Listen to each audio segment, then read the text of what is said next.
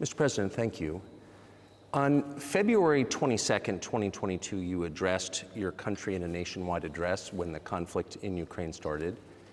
And you said that you were acting because you had come to the conclusion that the United States, through NATO, might initiate a, quote, surprise attack on our country. And to American ears, that sounds paranoid. Tell us why you believe the United States might strike Russia out of the blue. How did you conclude that? Well, it was not about that the United States wanted to surprisingly strike Russia. I didn't say so. Is it a talk show or is it a formidable, serious talk that we're having? Here's the quote. Thank you. It's a formidable, serious talk.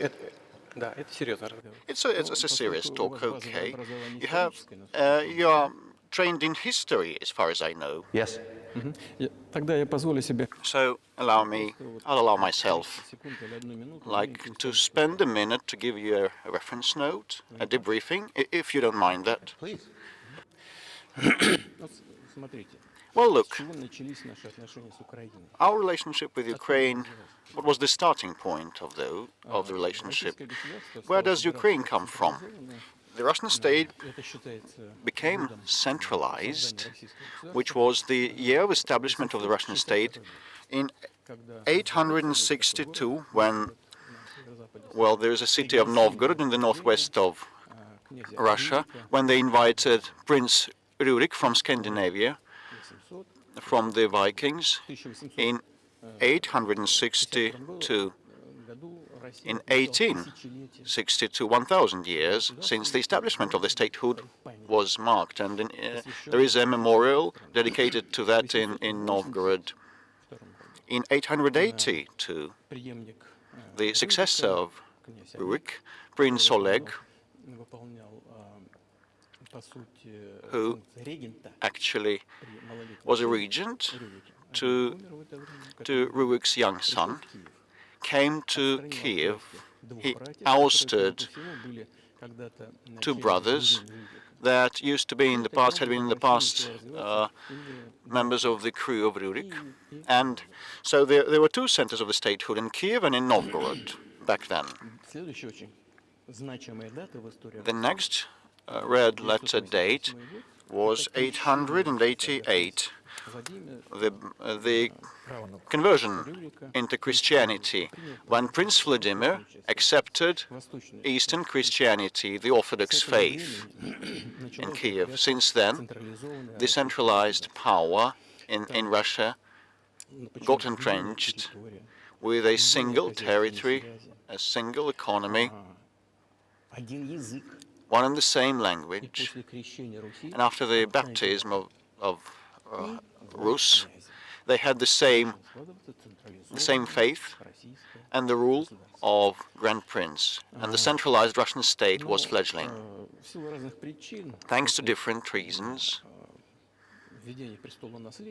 after the succession to throne practices were introduced by Yaroslav the Wise, after he'd passed away, there was not direct order of succession from father to the eldest son, but it was the horizontal from the demised prince to his brother, and all that led to the partitioning, feudal partitioning of ancient Rus.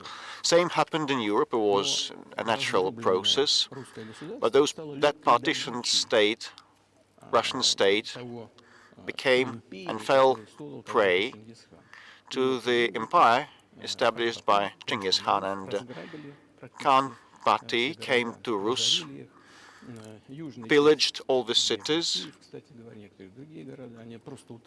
and different cities like Kiev and others lost their independence, while northern cities of Russia preserved part of their sovereignty. They paid tribute to the yoke. And later, the centralized Russian state became fledgling in northwestern part of Russia, and the southern lands of Russia were gravitating towards another center, the one of Europe, the Grand Lithuanian Dukedom, Duchy, the Lithuanian-Russian Duchy, as the ethnic Russians constituted a big part, and they were Orthodox in faith, and they spoke the ancient Russian language then there, but later Poland, the Kingdom of Poland and the Grand Duchy of Lithuania were unified, and another unification in spiritual sphere was signed, and part of the Orthodox priests were now subordinate to Pope. So those lands were transferred to the Polish and Lithuanian state, but for decades the Poles tried to convert those people, those Russians, trying to entrench an idea that those were not specifically and fully Russian, trying to assimilate them. Ukraine means the trim of the nation, the trim of the land, the border area. So some of them were border guards or something, but there was not about a specific ethnic group. So the Poles tried to assimilate the Russian population there and treated those lands in a tough or cruel even way. All that led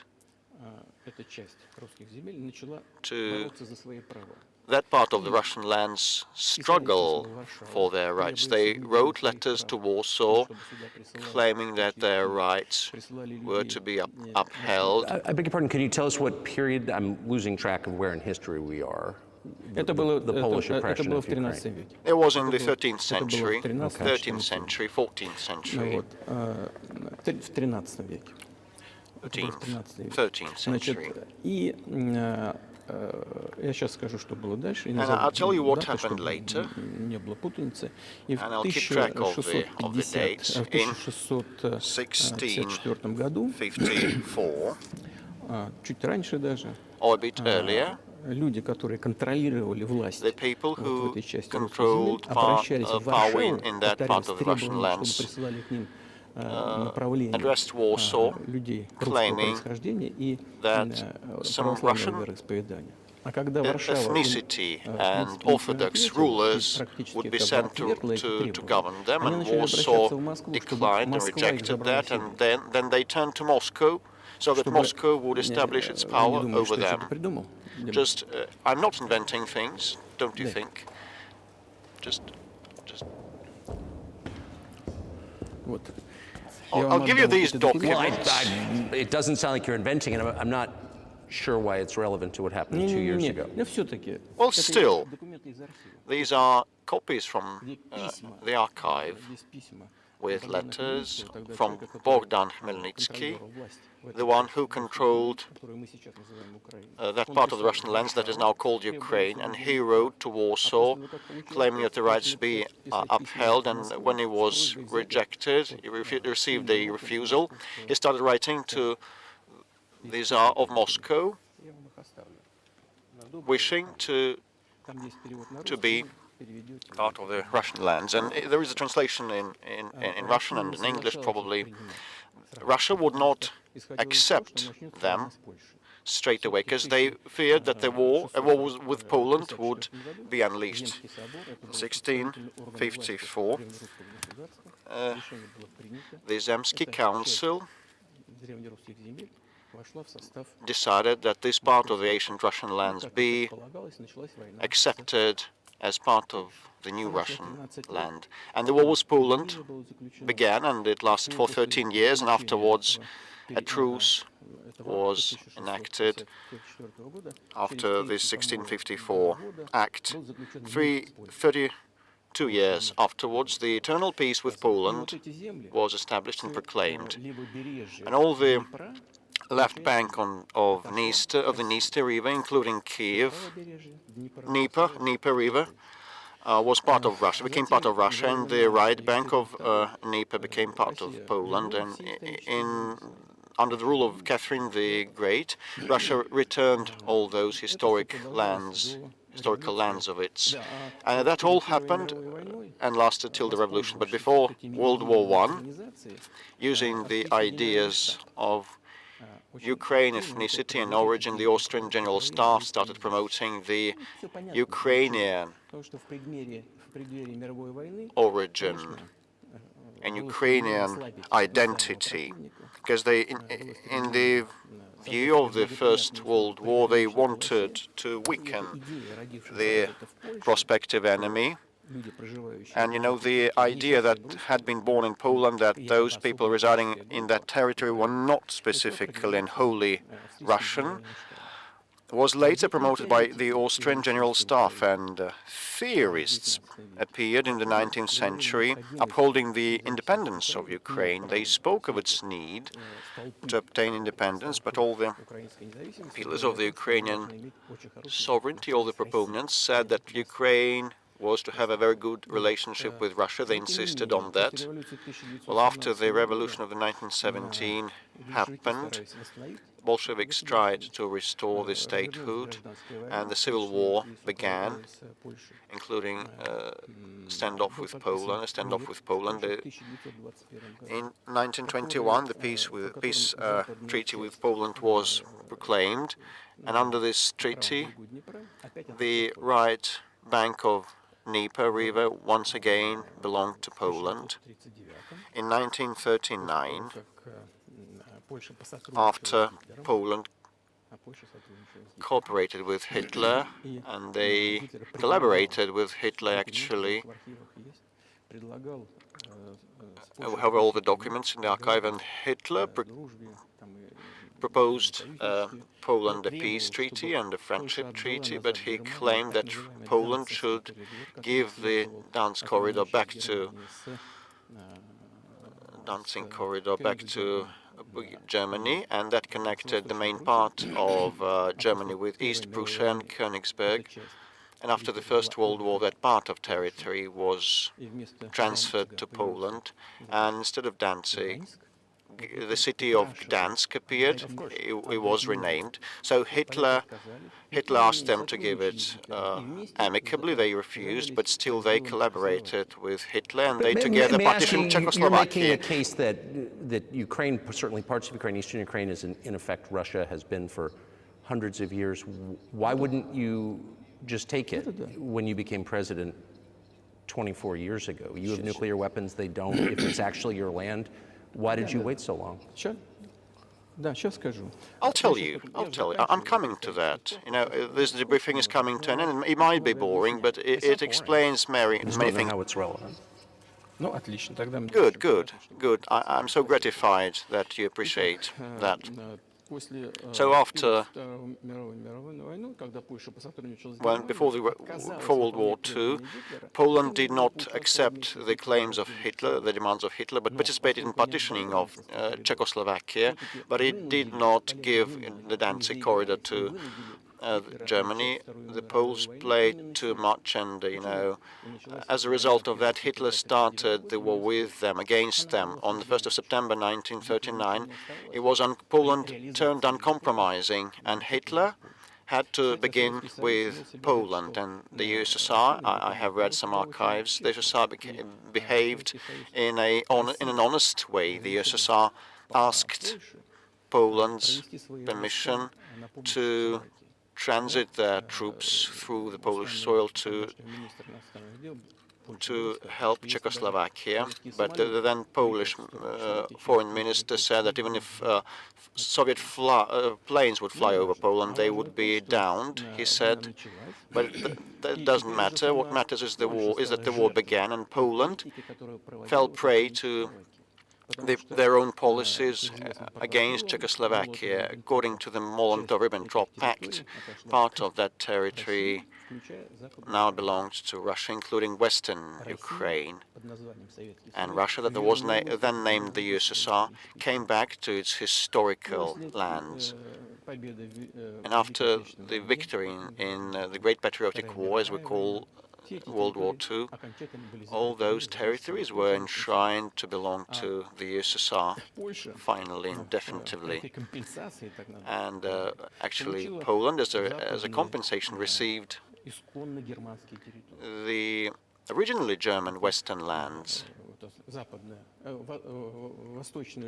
the eastern part of Germany, part of the eastern part of Germany, some segments. These are now western lands of Poland, and it once again received the part of the coastline of the Baltic Sea, and the Danzig once again was renamed to become Gdansk. So this is how the whole situation happened, and when the USSR was established in 1922, the Bolsheviks started establishing the USSR, and they established the Soviet Ukrainian Republic that was not existent before, hadn't existed before.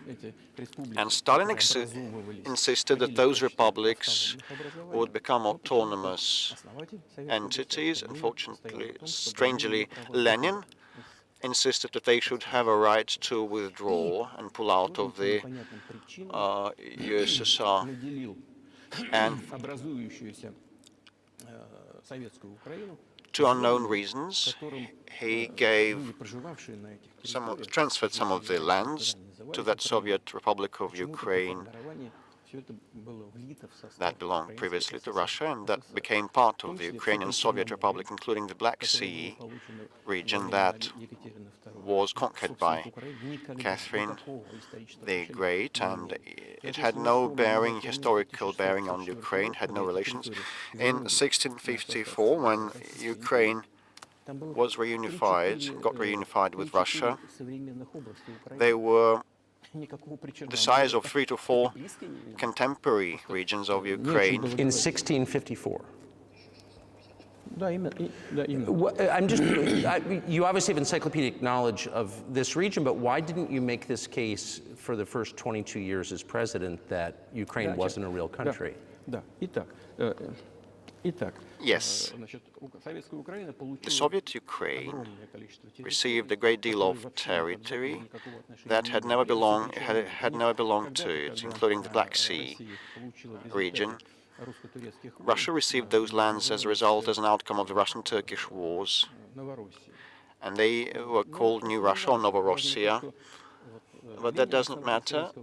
But actually Lenin, the founder of the Soviet state, gave Ukraine its own territory, and for decades the Ukrainian Soviet Republic was part of the USSR.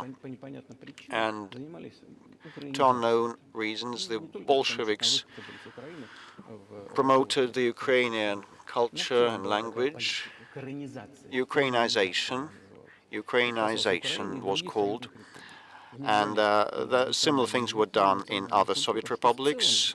The ethnic profiles of those republics were raised and promoted.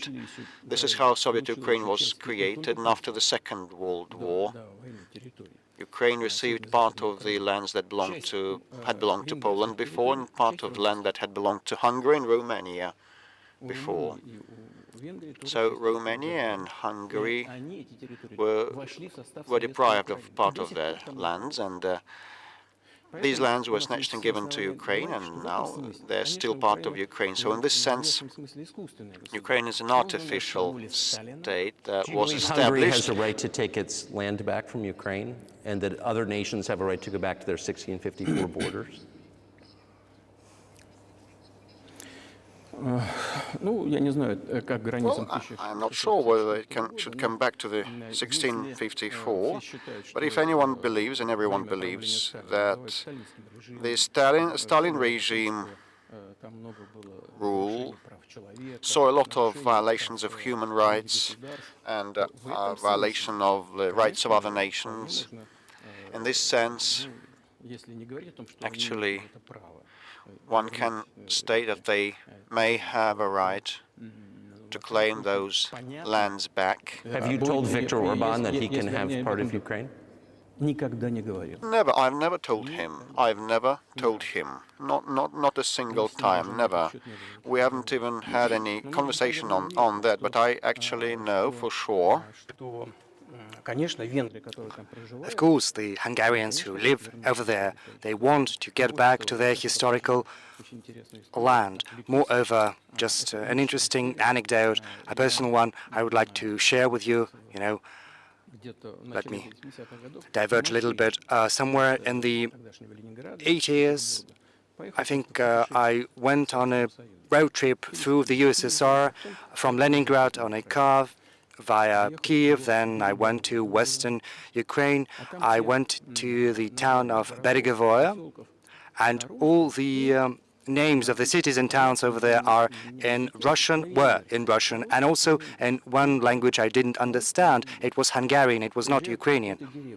So I went through a village, and there were men sitting next to their houses, and they were wearing black suits, three-piece suits, and then in cylinder hats. And I was wondering whether those were artists, and I was told these were Hungarians. And I asked, what are they doing here? And they say that's their historical land. They live here. It was during the Soviet times, the 1980s, and they had managed to preserve the Hungarian language, Hungarian names, national attire, and they felt Hungarian, and they were Hungarian. So that is, and there's a lot of that, though. I think many nations are upset about Transylvania as well, as you obviously know. But many nations feel frustrated by the redrawn borders of the wars of the 20th century, and wars going back 1,000 years, the ones that you mentioned. But the fact is that you didn't make this case in public until 2 years ago, February. And in the case that you made, which I read today, you explain at great length that you felt a physical threat from the West in NATO, including potentially a nuclear threat, and that's what got you to move. Is that a fair characterization of what you said?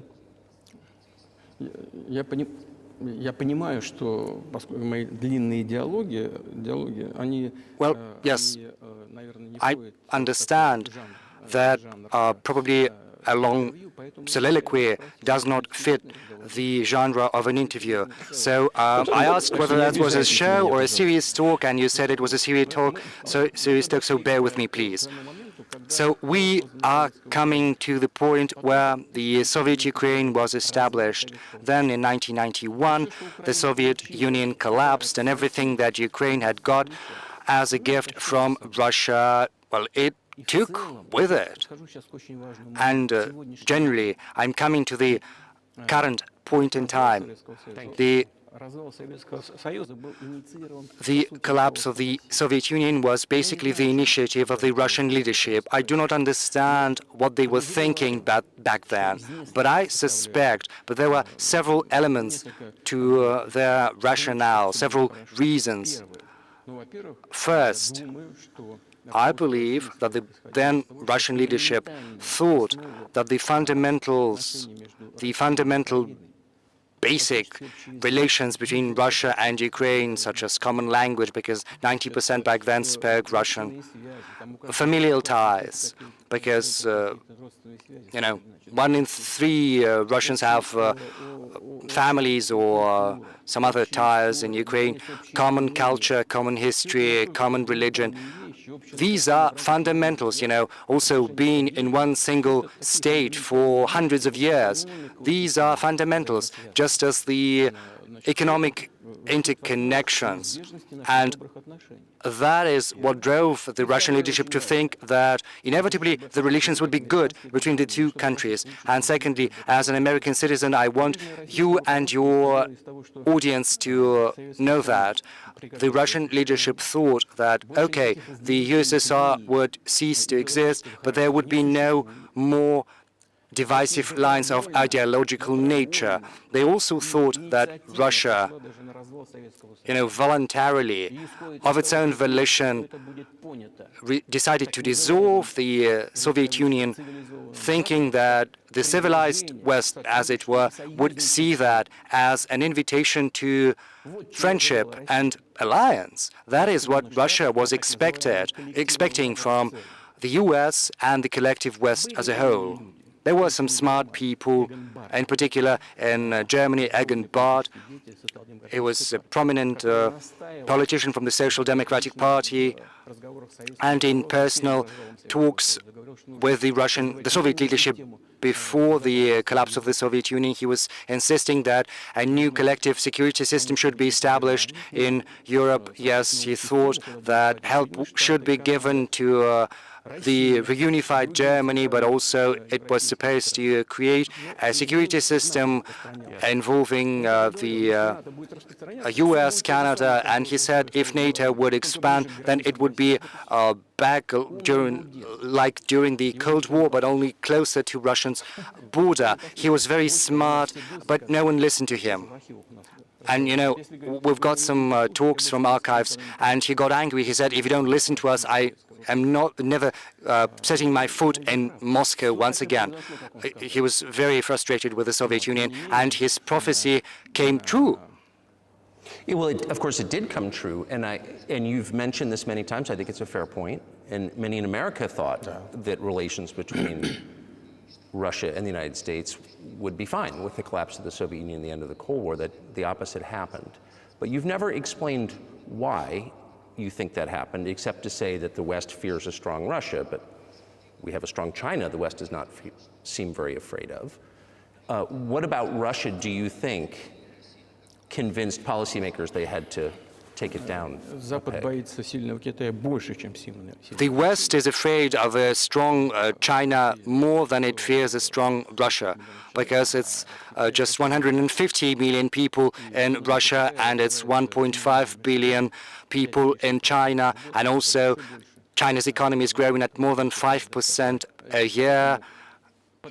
So the potential is enormous. You know, Bismarck used to say the most important thing is the potential, and China potentially is the biggest economy in the world in terms of purchasing parity. It's outstripped the US. But let's not talk about who is afraid of whom. Let's not talk in such terms. Let's get back to the fact that after 1991, when Russia expected that it would be inducted into the brotherly nation of civilized nations, it didn't happen. Well, you tricked us. Well, I'm not talking about you personally. I'm talking about the US. We were promised that NATO would not expand eastwards, but there were 5 waves of expansion. And we bore with that. We tolerated that. We were trying to reason with them, because we were saying, we are like you right now. We are, you know, a capitalist economy. Let's come to terms. Let's find an agreement. You know, let's look at Yeltsin times. There was a moment when, you know, the gray cat crossed our path, as it were. You know, Yeltsin came to the US, he spoke in Congress, he said the good words, and these were the signals. These were the signals telling you, let us in. But then, you know, remember the developments in Yugoslavia.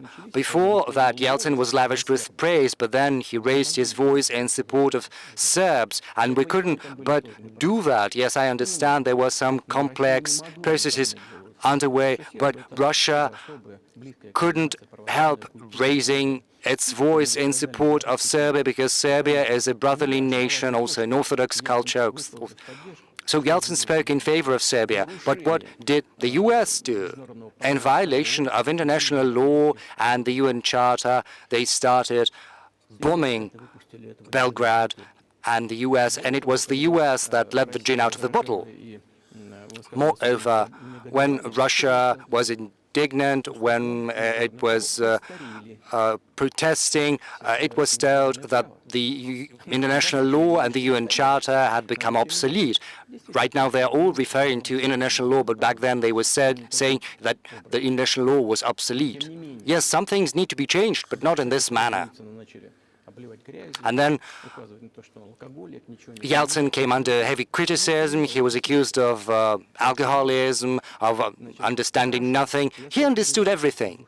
Okay, I became president in 2000, and I thought, okay, Yugoslavia is a thing of the past. Let's give a shot at rebuilding the relations. Let's reopen the door that Russia had tried to go through.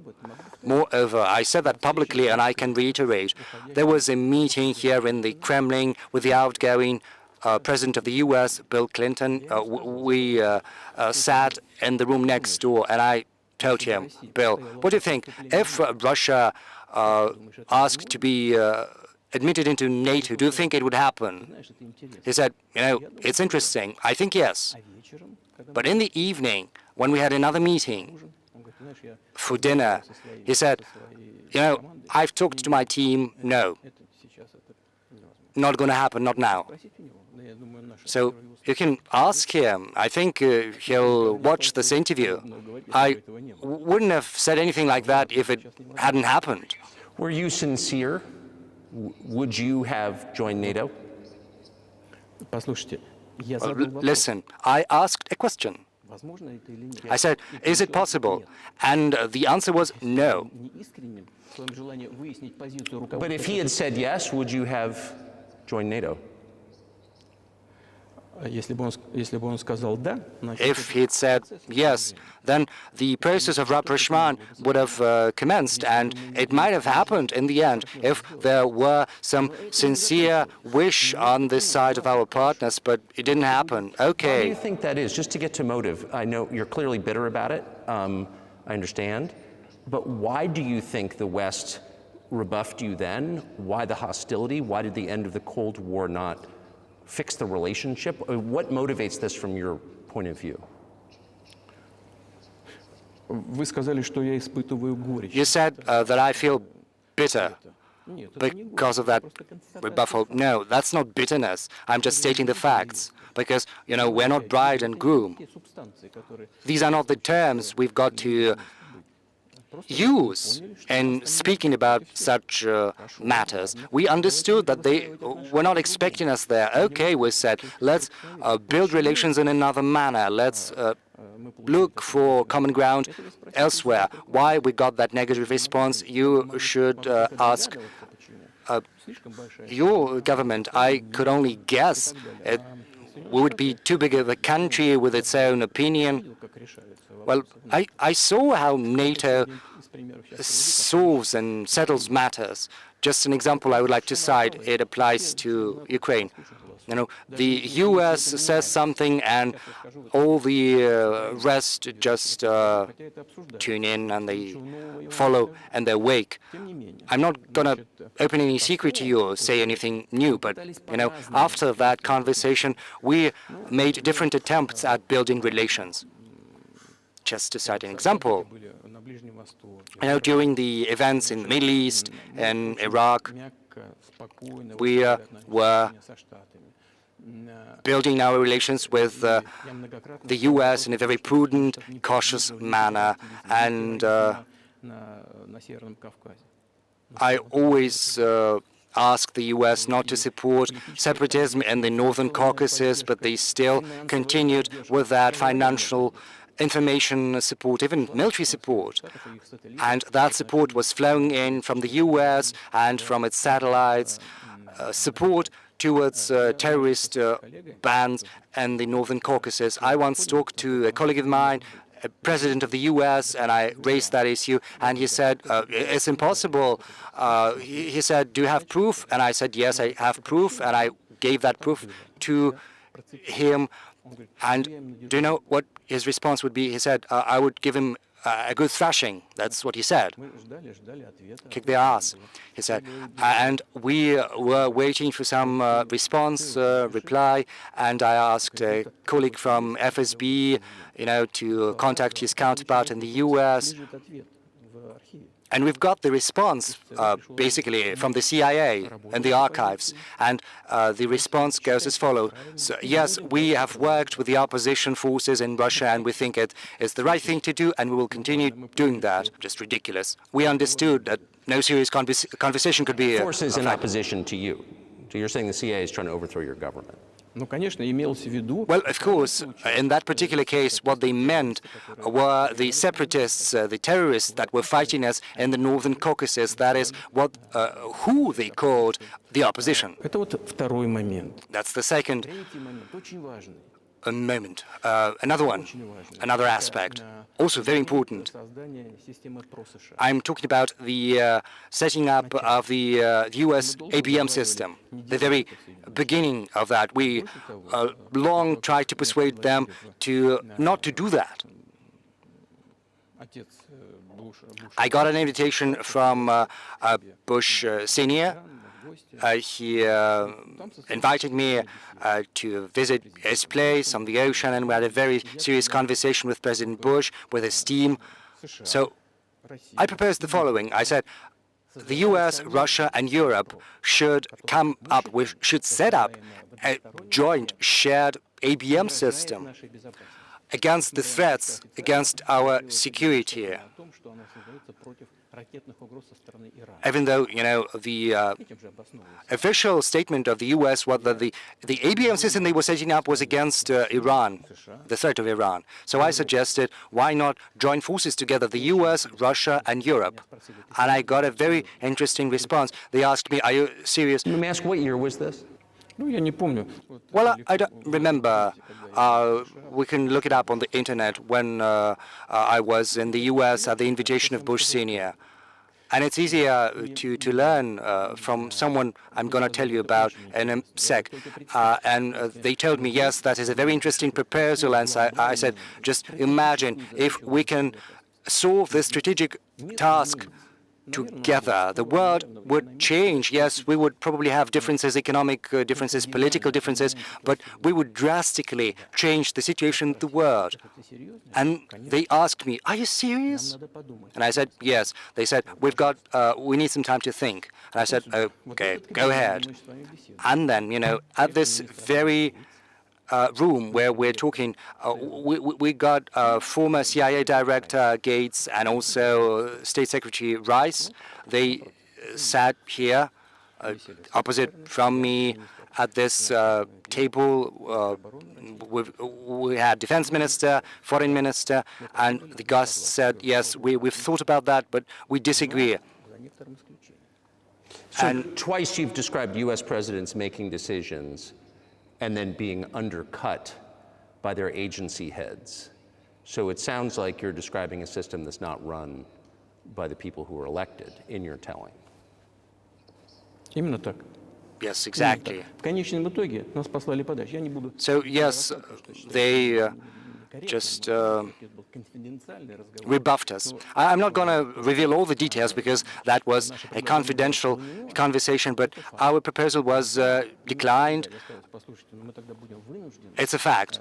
And I said, okay, listen, but in that case, we will have to come up with a response, and we'll have to come up with offensive systems that are capable of overcoming your ABM systems. And they said, your systems are not against you, and we'll assume that yours are not against us. And we had to come up with the hypersonic intercontinental missiles, and we continue to develop this technology, and we are ahead everyone in the world in terms of hypersonic offensive systems. And day in, day out, we are perfecting these systems. We proposed that another path should be followed, but our proposal was rejected. Now, as for the NATO expansion eastwards, they promised us that they wouldn't move an inch to the east, but it was not enshrined on paper. So there were 5 waves of expansion. And the Baltic states did join, and Eastern Europe in general. And now I'm coming to the crux of the matter. They came to Ukraine. In 2008, at the Bucharest summit, a statement was made saying that the doors were open to Georgia and Ukraine to join NATO. Now, as far as decisions are made in NATO, Germany, France allegedly were against, some other countries, European countries. But, President Bush is a very tough guy. And as I was told afterward, I was told that he had exerted pressure on them and they had to acquiesce. So it's like in a kindergarten, you know, where are the guarantees? Who are they? You know, they got under some pressure and they had to agree. Okay, but then they say, Ukraine is never going to join NATO. And I say, I know that you agreed to open the doors to Ukraine in 2008. There is no guarantee that you're not going to do the same sometime in the future. So I don't know whom to talk to over there. We are willing to talk, but who to? Whether regarding the guarantees, no guarantees at all. And they started entering the Ukrainian soil. This was the full history about how that territory developed and what relationship they had with Russia. Each second or third person there has had ties with Russia. So when the elections happened in the new sovereign Ukraine as a result of the Declaration of Independence of Ukraine that said that Ukraine was a neutral state, but all of a sudden in 2008 NATO doors were opened to that. So it's so interesting, but we hadn't agreed to that. We didn't come to terms on that. All presidents that rose to power in Ukraine relied on voters, on the electorate that had a good relationship and a good attitude to Russia. The southeast of Ukraine had always had a good attitude to Russia. And, you know, it was very difficult to dissuade this electorate. And Mr. Yanukovych rose to power afterwards there. He won the election after Kuchma, and the rerun was organized. There was not enshrined in Ukrainian constitution. This was a coup, actually, a coup d'etat. Just imagine someone in the United States wouldn't like the outcome. No, prior to that, before. So after President Kuchma retired, Yanukovych won the election, but his opponents did not acknowledge his victory, and the United States backed the opposition, and a rerun was held, which actually was virtually a coup d'etat, and the United States backed that. And as a result of this rerun, like fancy someone doesn't like the outcome of the American election and a rerun happens that is not enshrined in the American Constitution. So Viktor Yushchenko rose to power in Ukraine. He was a pro-Western politician. Well, anyway, we established some working contacts with him. He came to visit us and we went to Kiev. We had meetings informally also. Well, let them be pro-Western, okay? Let them do what they want. They should have their own domestic developments independently. You know, after he ruled that country, things deteriorated there, and as a result, Yanukovych once again came to power. He may not have been the best president. I'm not sure. I would like to give any assessments. But, you know, the matter of the association with the EU was brought up. We always were quite loyal on that.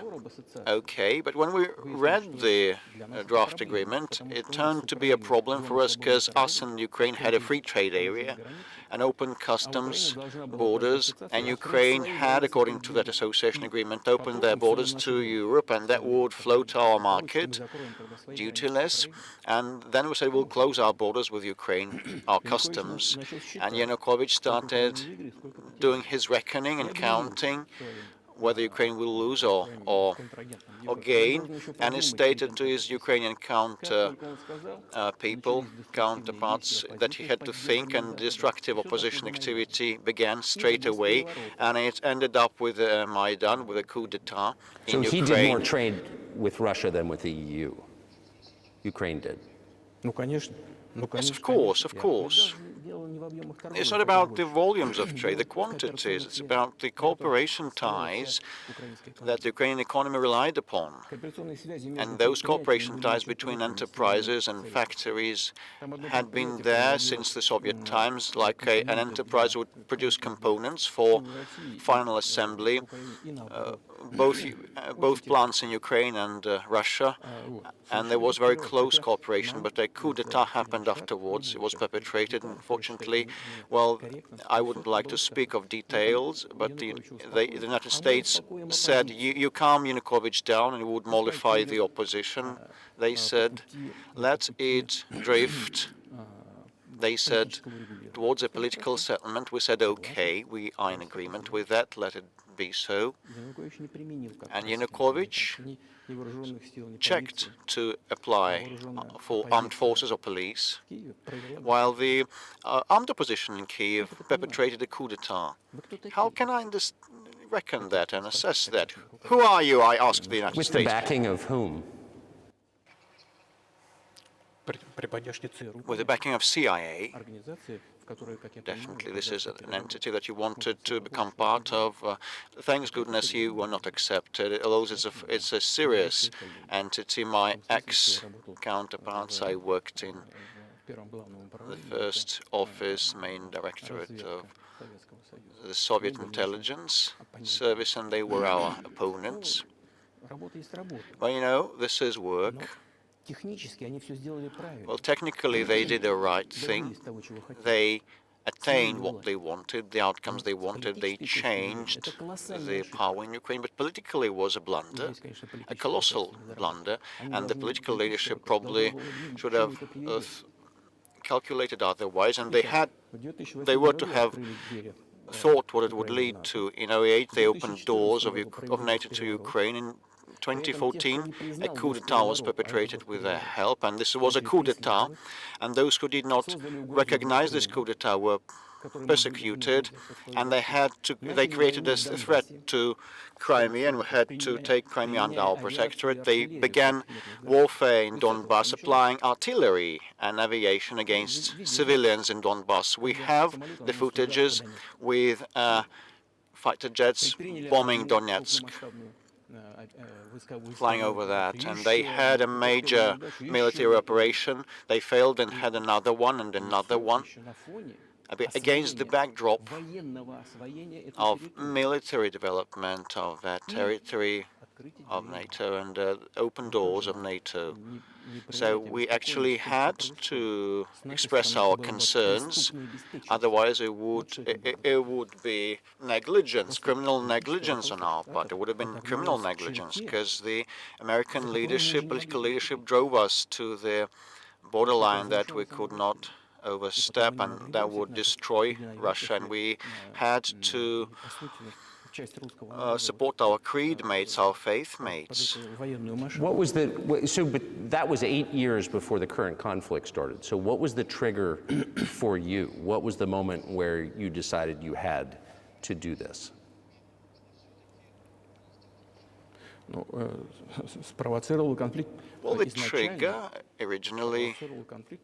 the trigger was the coup d'etat in Ukraine, and representatives of 3 European nations came then, Germany, Poland and France, and they acted as guarantors of the agreement subscribed between Yanukovych and the opposition, and they put their signatures as guarantors.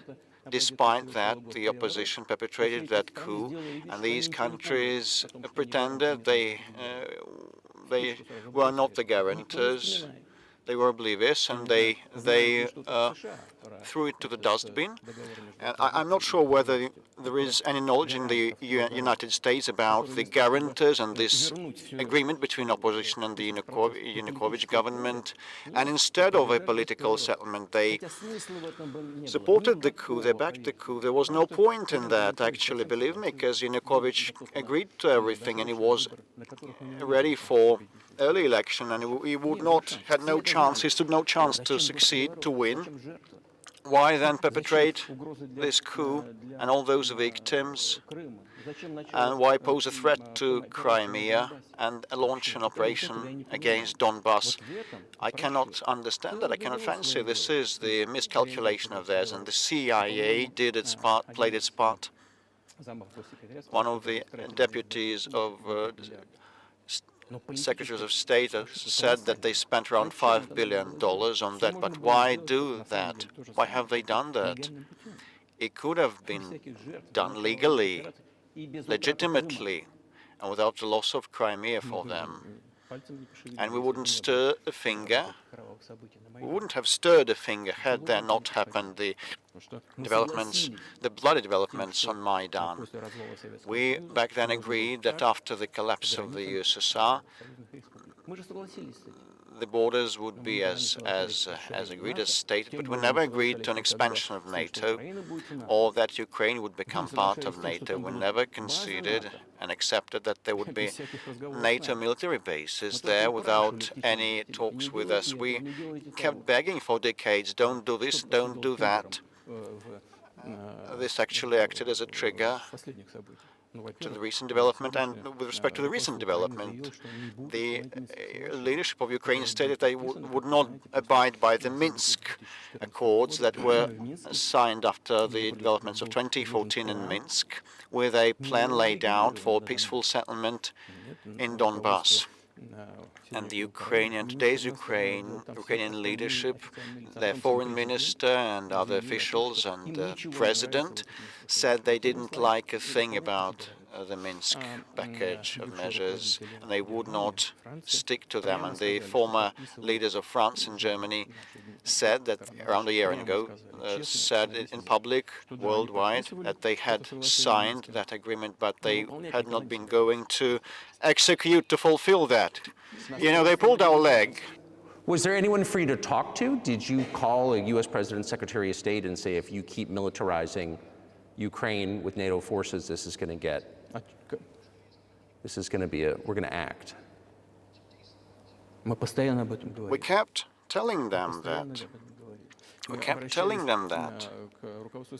We addressed the American leadership and the European leaders, claiming that it be stopped immediately and the Minsk Accords were to be executed. It was our requirement, our demand. I was ready to fulfill, to honor. This is not an easy thing for Ukraine, with lots of autonomy for Donbass. But I was positive. It was my sincere belief that if we would persuade those people living in Donbass to come back to the Ukrainian statehood, and they had to be persuaded, the wounds would heal, I was sure, and sooner or later, gradually, that part of the Ukrainian territory would fit back into the overall frame of reference of Ukraine, and pensions and allowances would be paid once again. But no one wanted that in Ukraine. They wanted to act with the help of military force only. And it ended up with this situation, and they stated in Ukraine we would not fulfill the package of measures, and they started the war back in 2014. And our goal, our aim is to stop this war. We didn't launch it back in 2014. We're now trying to stop that. I mean, have you achieved your aims? No, at this point of time we have not, because one of the goals is the denazification, to denazify Ukraine. I mean, the prohibition of neo-Nazi movements in Ukraine. This is one of the issues that we discussed, that was brought up during negotiations in Istanbul last year, at the outset of last year. Upon our initiative, it was concluded, as the Europeans told us, that the context had to be established and provided for the final definitive signature of documents. And my colleagues in France and Germany told me, just imagine how are they going to sign this at gunpoint? You should move your troops, pull your troops back from Kiev. As soon as we pulled our troops back from the Kiev region, all of a sudden, straight away, our Ukrainian counterparts, our negotiators, threw all the accords and wasted them into the dustbin, and they got ready for a long-standing standoff and opposition, military opposition with the help of the United States. This is how things develop. But what is, pardon my ignorance, what is denazification? What would that mean? What is, Well, I'm coming to that. It is a very important question, a pertinent. Denazification, after the start of its independence, after they obtained the independence, Ukraine started looking for its identity, and it could not invent anything better than putting ahead of anything else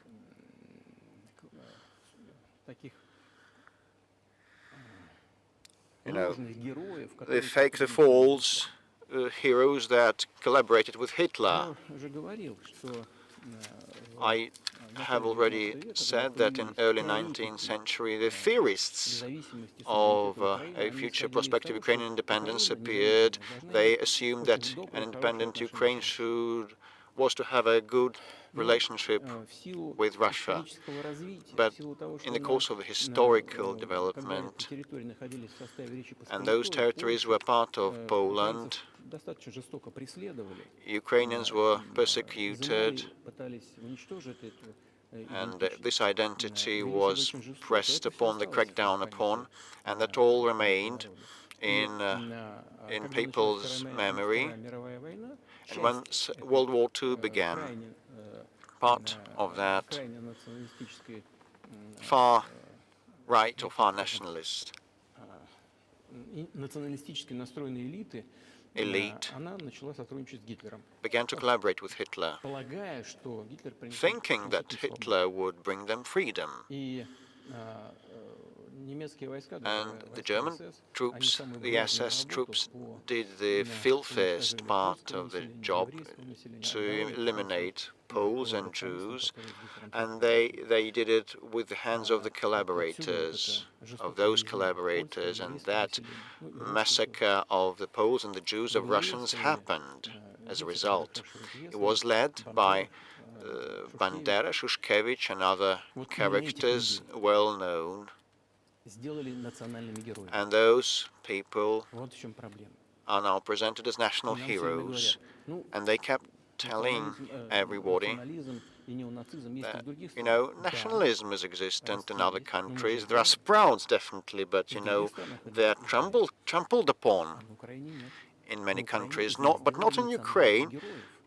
In Ukraine, they are converted in national heroes. They're turned in national heroes, and monuments are erected to them. They are put on banners, and their names are chanted by the torch processions across the country. But those had annihilated, eliminated, exterminated Poles and Russians and Jews. And probably this glorification should come to an end. Any nation, I'm saying that they're part of Russian people. They're saying that we're a separate nation. If they believe to be a separate nation, they have a right to think so. Not, however, building upon the Nazi ideology. Like, look at the French president. Would you be satisfied with the territory that you have now? Let me conclude the previous thought. You asked me about neo-Nazism and denazification. So, like, the Ukrainian president came to visit Canada. It is well known, but it is hushed in the West, and they introduced a person to the Canadian Parliament, and that person, as the Speaker of the Canadian Parliament said, that this person waged warfare against Russians during World War II. And who were those who waged war against Russians? Hitler and his collaborators. And it turned out that he was part of the SS troops. He personally killed and slaughtered the Russians and the Poles. And the SS troops made out of Ukrainian nationalists did the dirty and filthy job. And the Ukrainian president rose together with the rest of Parliament of Canada, and he applauded this person. How can you imagine? How can you fancy that? And he's a Jew by ethnicity. Really, my question is, what do you do about it? I mean, Hitler's been dead for 80 years. Nazi Germany no longer exists. And so, true. And so, I think what you're saying is you want to extinguish or at least control Ukrainian nationalism, but how? How do you do that? Just listen to me. Your question is very intricate. May I speak up and say my true opinion? Will you not take offense? Of course. It is a tricky but a nasty question. You've been saying that Hitler is gone for 80 years, but actually his cause is with us, and the people that exterminated Jews, Poles and Russians are still alive, and a president, the current president of today's Ukraine, gives this person a round of applause in Canadian Parliament, a standing ovation. Can we say that we eradicated this ideology altogether if we see such manifestations today? This is what I mean to be denazification. We should get rid of these people that bring this practice and theory to life, trying to preserve that. This is what denazification is about. Right. My question was a little more specific. It was, of course, not a defense of Nazis, neo or otherwise. It was a practical question. You don't control the entire country. You don't control Kiev. You don't seem like you want to. So how do you eliminate a culture or an ideology or feelings or a view of history in a country that you don't control? What do you do about that?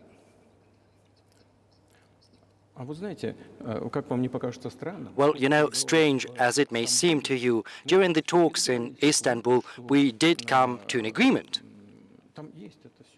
And, you know, everything was put on paper, saying, like statements that no Nazism, neo-Nazism would be cultivated in Ukraine, that it would be prohibited at the legislative level. So we did come to an agreement on this subject.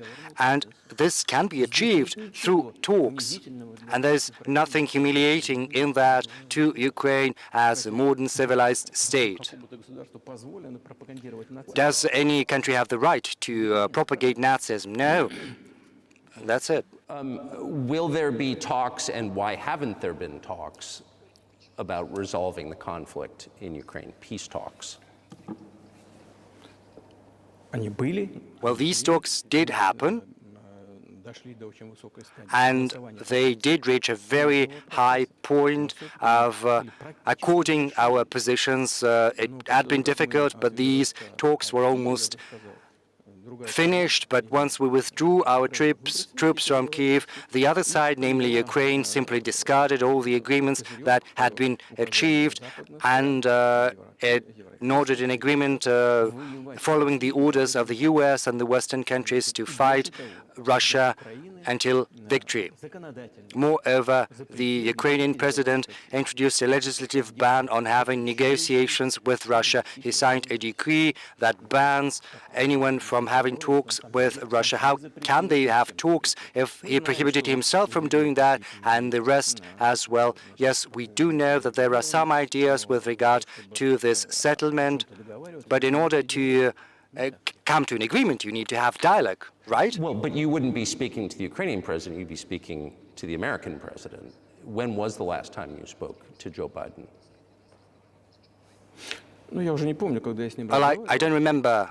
Well, we could look this up. Well, why do I have to remember everything? You know, I've got many things to attend to. Well, he's funding the war that you're fighting, so I would think that would be memorable. Well, yes, he does fund that. When did that happen?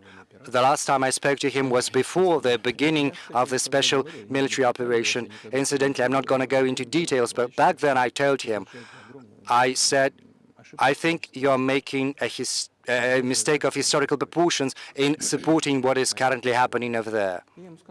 I told him that, and I had said that to him on multiple occasions. What did he say? Well, you should ask him, please. It's easier for you, because you are a citizen of the US, you can go there and, you know, ask him. I think it would be wrong, improper for me. Since before February of 2022. No, we haven't spoken. We do have some contacts. Incidentally, you remember I told you about my proposal on working together on setting up a joint ABM system. Yes. Well, you can ask all of them because all of them luckily are very healthy and all alive, and the former president and Condoleezza and Mr. Gates, I think, and the current director of CIA, Mr. Burns. Back then he was ambassador to Russia, and I think he was very successful at what he was doing, and they were all witnesses to these conversations. You can ask them.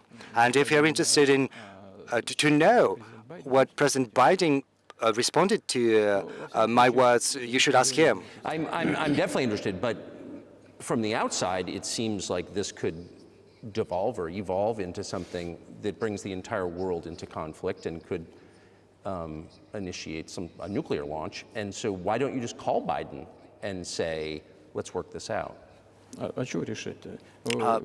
Solve this how? Solve what? Because everything actually is very simple.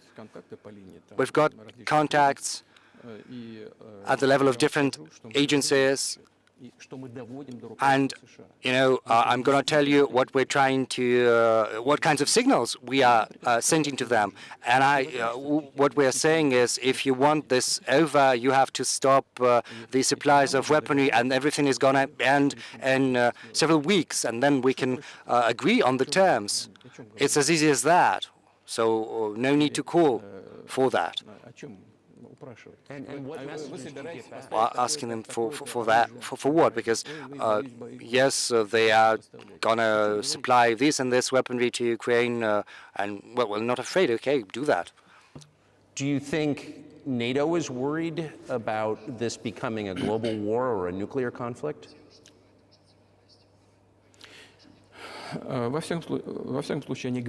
Well, anyway, they're talking about that, and they're trying to intimidate their own population using an alleged, made-up Russian threat. And still, thinking people and analysts, those who work in politics, understand full well that this threat is simply fabricated. They're trying to fuel the Russian threat. What you're threat. referring to is a Russian invasion of Poland, Latvia, expansionist behavior. Can you imagine a scenario where you sent Russian troops to Poland? In only one case, if Poland decides, if it invades Russia, because we have no interests in Poland or in Latvia, so why do that? We have no interests, only threats. Well, the argument, I know you know this, is that, well, he invaded Ukraine, he has territorial aims across the continent, and you're saying unequivocally you don't.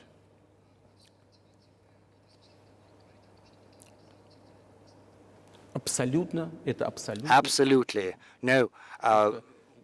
I rule this possibility out. You don't have to be an analyst, because that goes against common sense, to get involved in a global war. Because a global war would push humanity as a whole to the brink of extinction. Yes, there are means of deterrence. That's true. They were making threats saying that Russia would use tactical nuclear weapons tomorrow or the day after tomorrow. But these are, well, it's just like a boogeyman for rank-and-file citizens to make the U.S. taxpayers, the European taxpayers, to pay up for military action in Ukraine, and their goal is to weaken Russia as fully as possible. One of our senior United States senators from the state of New York, Chuck Schumer, said yesterday, I believe, that we have to continue to fund the Ukrainian effort, or U.S. soldiers, citizens, could wind up fighting there. How do you assess that? Well, I think it's provocation, and a cheap one to boot. I don't understand why American soldiers would have to fight. You know, there are mercenaries from the US in Ukraine. The biggest number from mercenaries comes from Poland and then the US.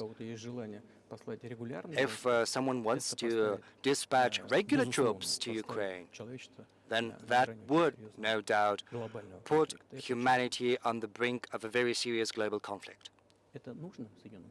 Does the US need that? Why?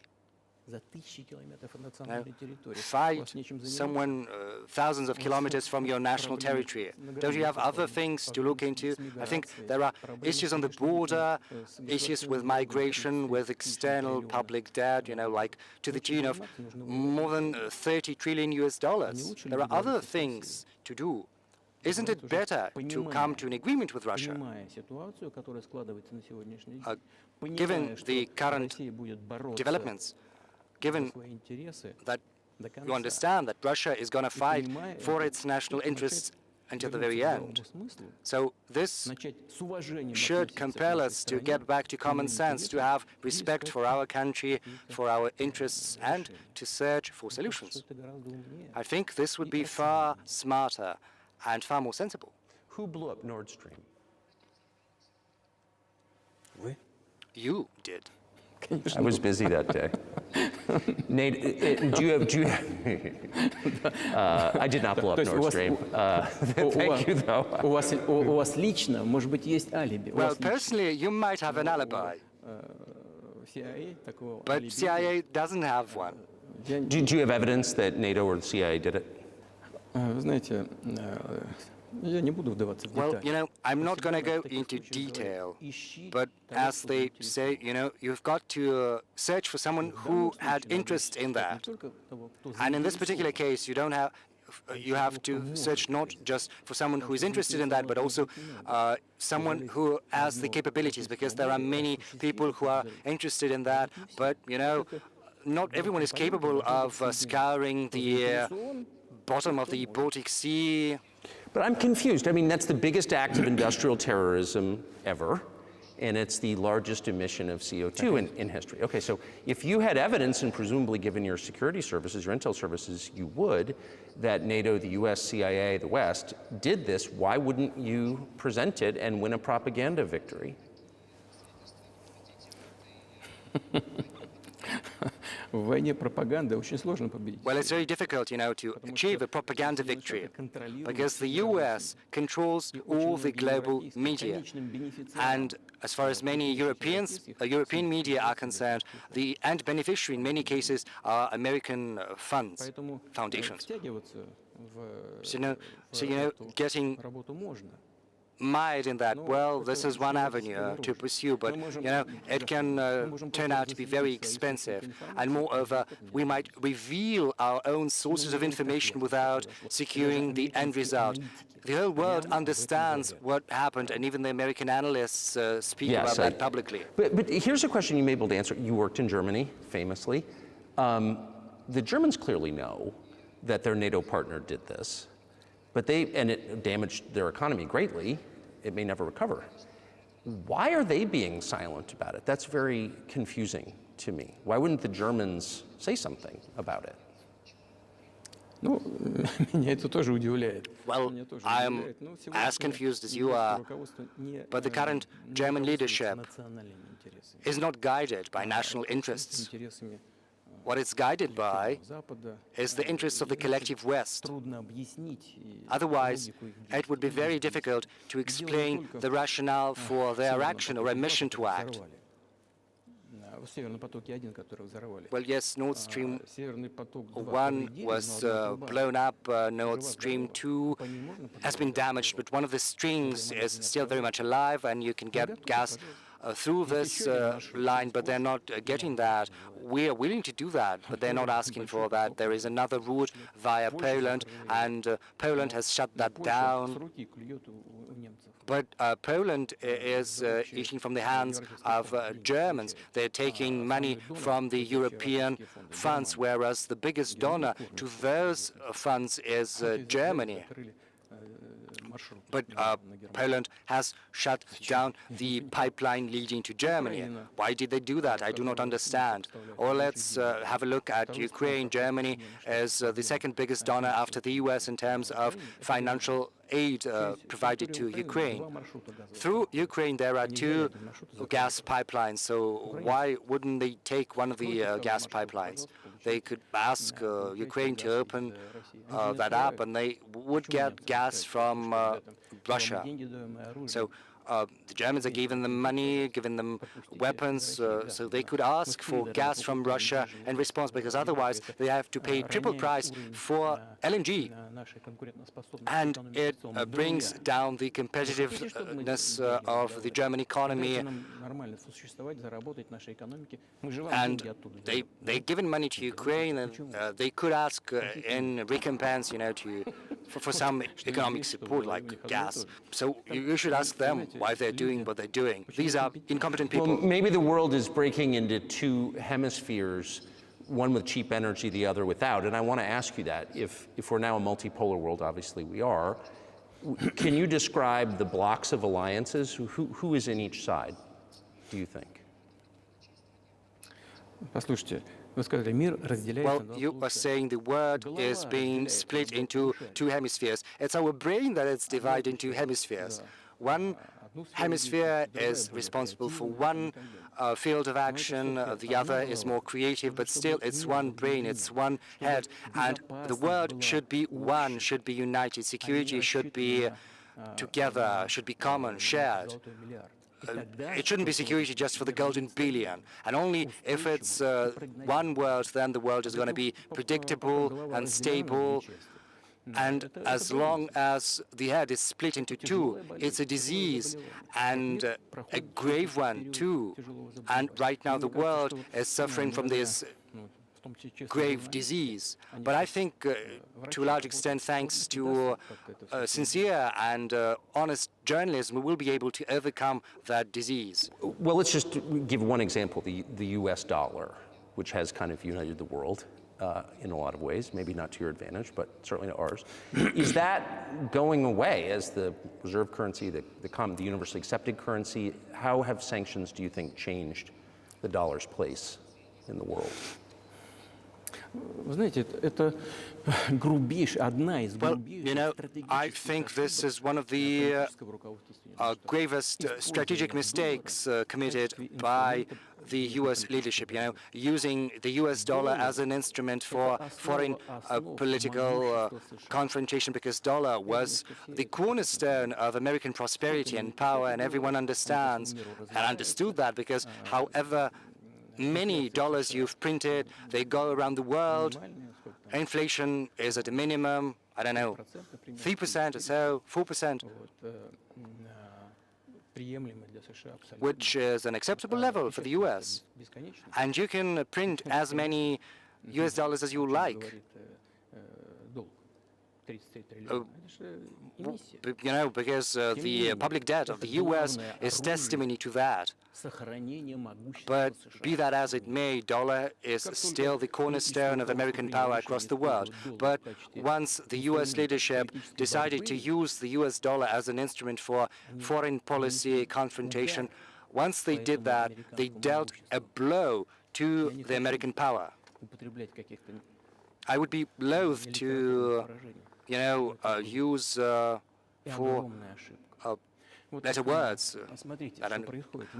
that are improper, but it is a very grave mistake. Look, even the American allies decrease their dollar reserves. They are starting to search for ways to shield themselves, because if the U.S. applies restrictive measures to certain countries, such as freezing assets or restrictions on transactions, then it is a very grave signal to the whole world. What did happen in Russia? Until 2022, around 80% of Russian foreign trade transactions were carried out in US dollars. And US dollar accounted for about 50% of our transactions with third countries.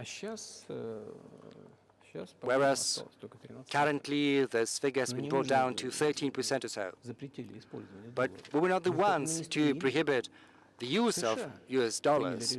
This was not our goal. It was the US decision to restrict our transactions in dollars, which is absurd, especially from the point of view of the interests of the US taxpayers, because this decision has dealt a blow to the American economy, Соединенных Штатов Америки.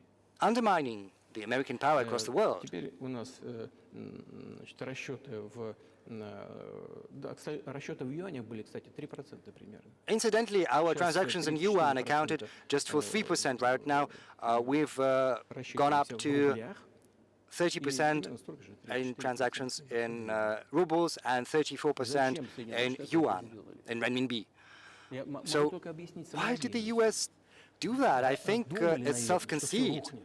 They thought that the Russian economy would collapse, but it didn't. Moreover, look at the other oil-producing countries. They are doing the same thing. They are following our suit. They start to pay for oil in renminbi. Do they understand what they're doing in the US? What are they doing? You know, it's like undermine their own prosperity here. Ask anyone who is a thinking person in the US. I think that's a I think that's a fair assessment. The question is what comes next, and maybe you trade one colonial power for another, much less sentimental and forgiving colonial power. I mean, is the BRICS, for example, in danger of being completely dominated by the Chinese economy in a way that's not good for their sovereignty? Do you worry about that? You know, these spooky stories, we've heard them before, bogeyman stories. China and us are neighbors. And you know, you cannot choose neighbors or relatives. We share a border with them, 1,000 kilometers. This is number one. Number two, we're used to one another. We've been around for centuries. In terms of our coexistence, third, the foreign affairs philosophy of China is not aggressive. Their main tenets are about searching for compromise, for a trade-off, and we can see that. And the next point is as follows, and I try to lay it out mildly in my language, where I said that the volume of cooperation and trade with China keeps growing, while the pace of the growth of China's cooperation with Europe is higher, outpacing the cooperation with Russia. Just ask the Europeans, are they not afraid of being exposed to China? They might be, but you know, anyway, they want to enter the Chinese market when they face the economic issues now. They're facing economic issues now, and the Chinese enterprises and companies are tapping into the European market. And there are a lot of Chinese entrepreneurs and businesses in the US. Well, the policies are to the effect of confining. They are damaging themselves, actually.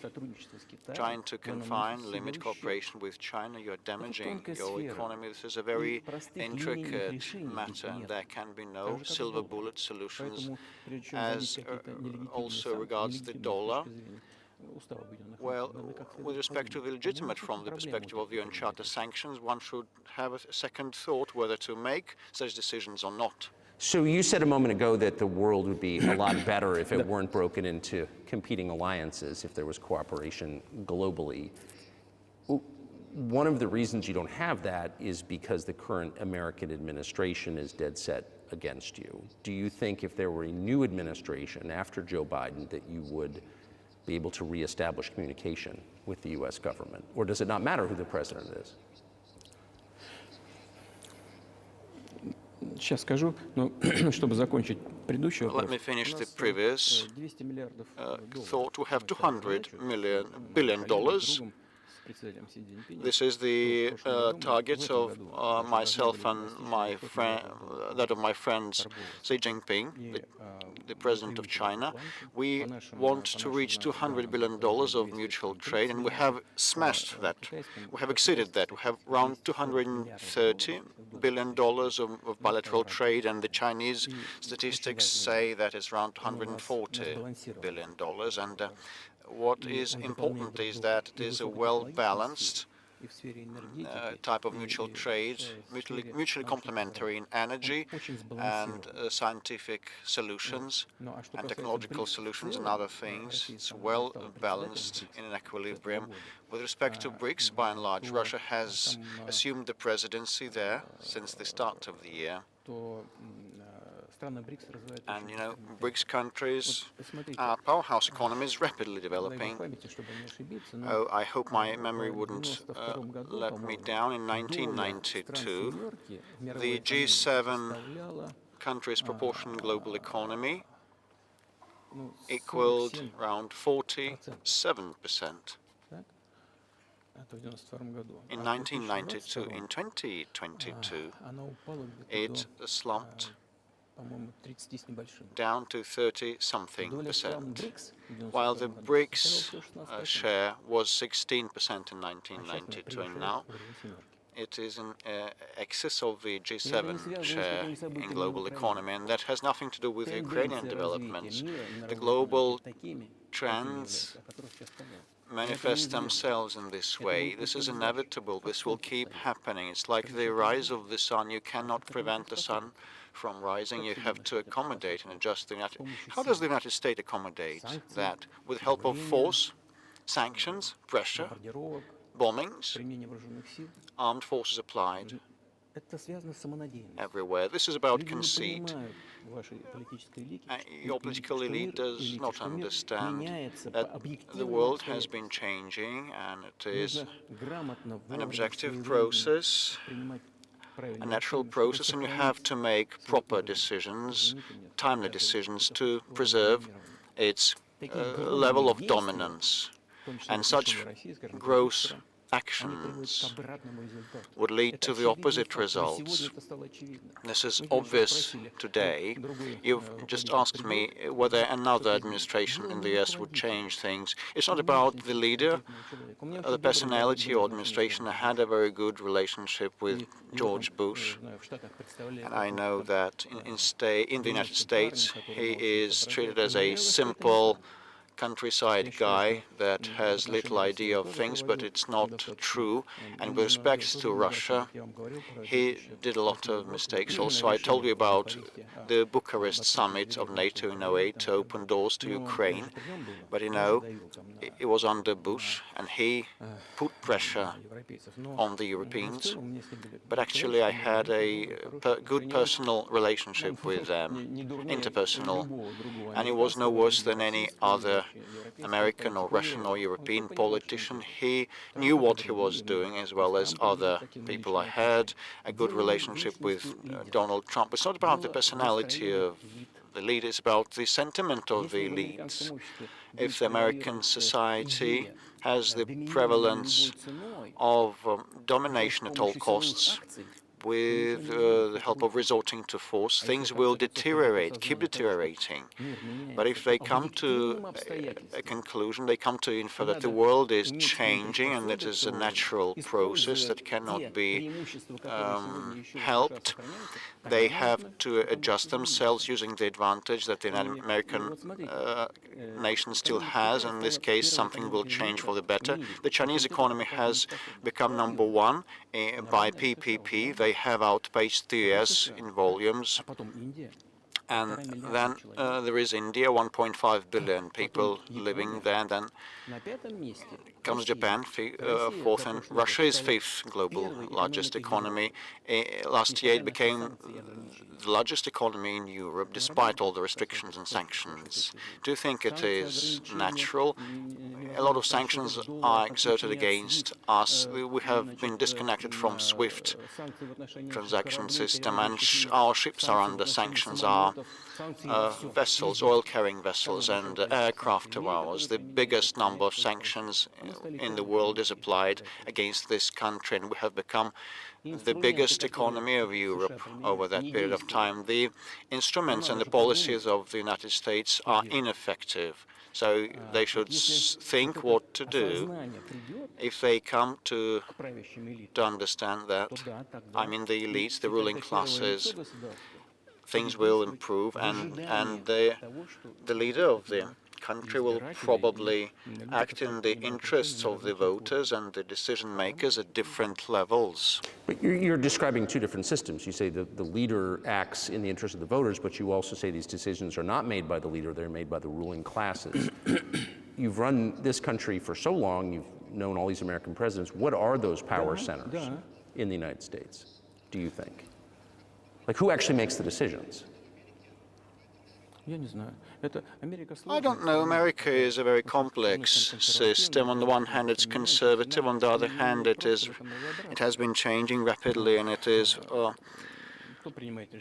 hard to have an idea, an exact idea of what is happening. And each state has its own legislation. Each state has its own regulation, and they can bar people from candidates from elections, and they have the two-tier electoral system. It is very hard to know it quite well. There are two main parties, dominating parties, the bipartisan system, and there is the decision-making center. But anyway, look, after the collapse of the USSR, there was an erroneous, unfounded policy against Russia, the policy of pressure.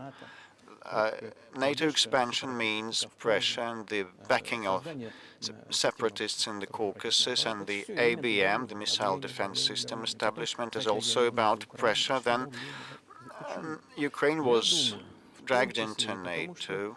It is also an element of pressure. Why so? Because excessive production capabilities were created. Lots of think tanks and centers and Soviet studies professionals that knew no other thing, and they persuaded the political leadership that they should keep pressing Russia, mounting pressure to partition Russia, with several quasi-states on its territory, so that their aggregate potential and capability would be used for further struggle with China. This is a mistake, because there have been too many professionals dealing with the opposition to the USSR. Probably there is need for new, fresh blood and forces, and people that are forward-looking and know what is happening worldwide. Look at Indonesia, 600 million people, a huge population that you cannot turn a blind eye upon, and Indonesia is now entering the club of the leading economies, and despite all economic problems, the US has a good economic situation, and the growth rate is around 2.5%, if I'm not mistaken.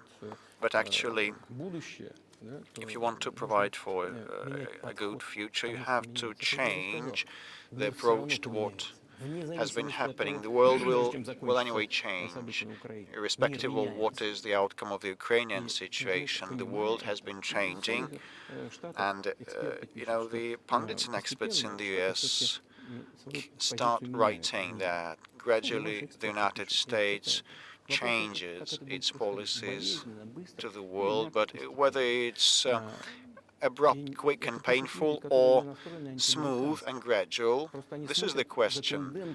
And these are the ideas of people that are not anti-American in nature, that they are looking and tracking the global developments. And we need to have more forward-looking people that can analyze things and recommend something to the political leadership. I just have to ask, you've said clearly that NATO expansion eastward is a violation of the promise you all were made in 1990. It's a threat to your country. Right before you sent troops into Ukraine, the Vice President of the United States went to the Munich Security Conference and encouraged the President of Ukraine to join NATO. Do you think that was an effort to provoke you into military action?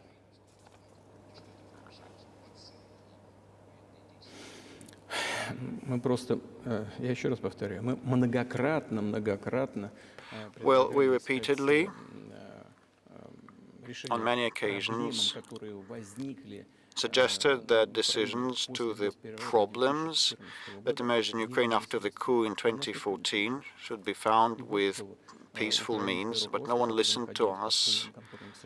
But the Ukrainian leadership that was under the American control stated all of a sudden that they would not honor the Minsk arrangements. They didn't like a thing about that, and they kept waging warfare in that territory. And the NATO military structures,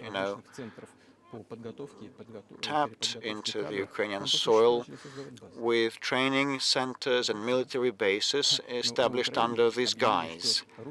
And in Ukraine, they proclaimed that the Russians are not an original nation, not an authentic nation, and they enacted laws that would limit the rights of the ethnic Russian and Russian speakers. Ukraine received the southeast as a gift from Russia, but all of a sudden they stated that Russians were not an authentic ethnicity there. In their totality, all these things brought about the desire to stop the war launched by the neo-Nazis in 2014 in Ukraine with the use of force. Do you think Zelensky has the freedom to negotiate a settlement to this conflict?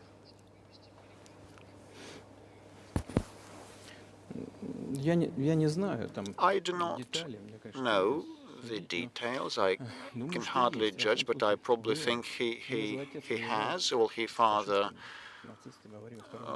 was at war against the Nazis in the Second World War. I spoke with him once about that. I told him, Vladimir, why are you supporting the neo-Nazi in Ukraine today when your father fought them? It was the front line. I would not respond what he wouldn't say what he responded. It would be inappropriate. But with respect to liberty and freedom, well, of his, he rose to power.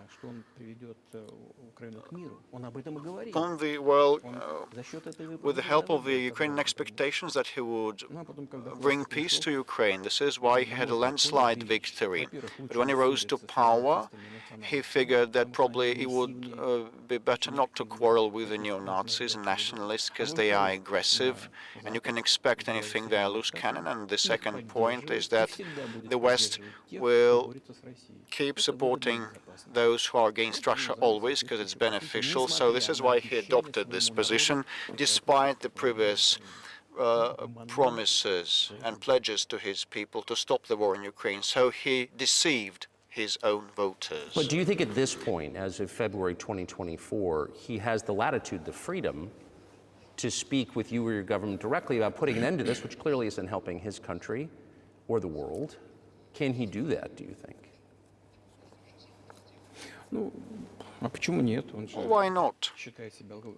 Well, he believes himself to be head of state. He won the election, although we believe that all those things that happened after 2014 originated from the coup d'etat, and today's authorities are flawed, deficient, and he believes himself to be president, and the United States and Europe recognize him and acknowledge his status. Well, we had talks with Ukraine in Istanbul, and we nearly came to terms, and he knew about that. And Mr. Rahami, who led the negotiating team of Ukraine, still is head of Ukraine's ruling party faction in their parliament.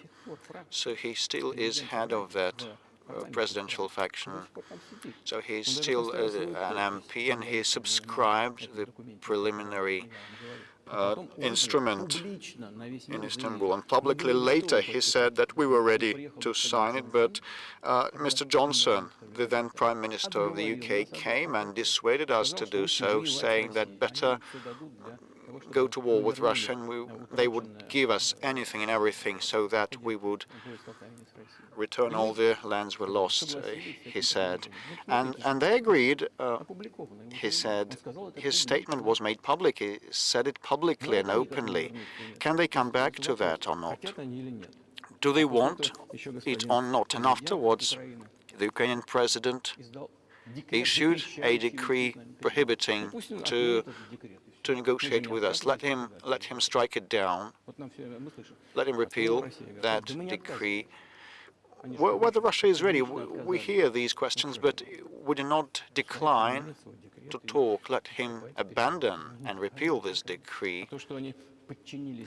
And the fact that they obeyed the persuasion of the former UK Prime Minister Johnson is ridiculous and very sad, I think, altogether. As Mr. Arahami has said a year and a half ago, we could stop the warfare, but actually the British persuaded us not to do so, and we turned it down. Where is Mr. Johnson now? The war is ongoing. That's a good question. Where do you think he is, and why did he do that? Hell knows. This was a mainstream idea. Everybody was delusioned that Russia could be defeated at the battlefield. This was about self-assurance, conceit, and very little reason. This was with the whole heart, but with little reasoning. You've described the connection between Russia and Ukraine. You've described Russia itself a couple of times as orthodox. That's central to your understanding of Russia. You've said you're orthodox. What does that mean for you? You're a Christian leader by your own description. So what effect does that have on you?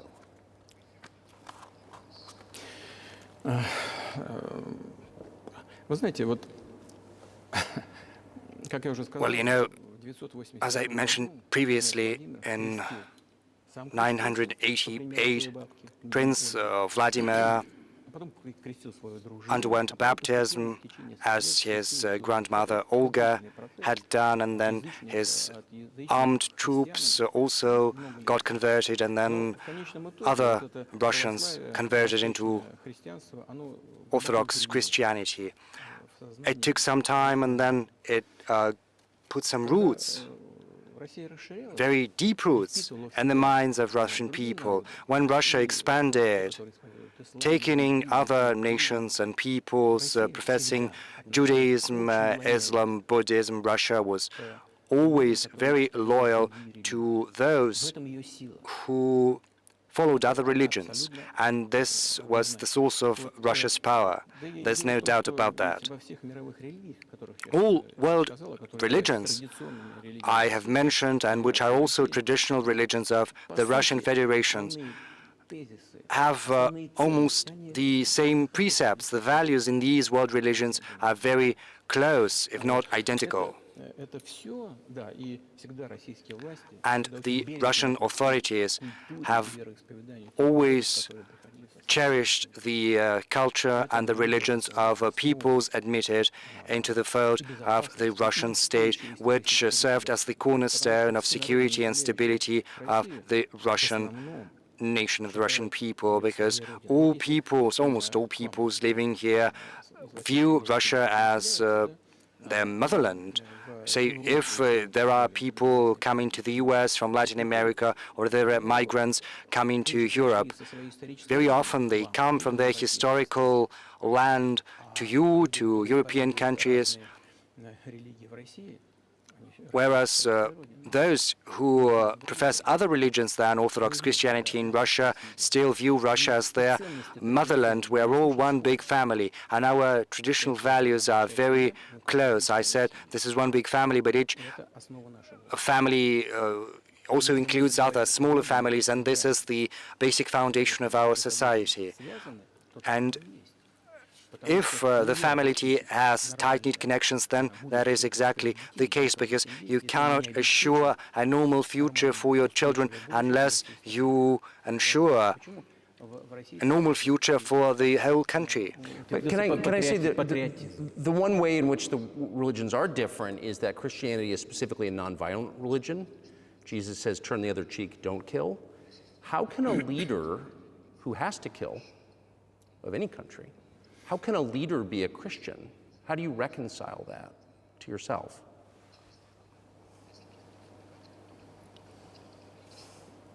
Очень легко.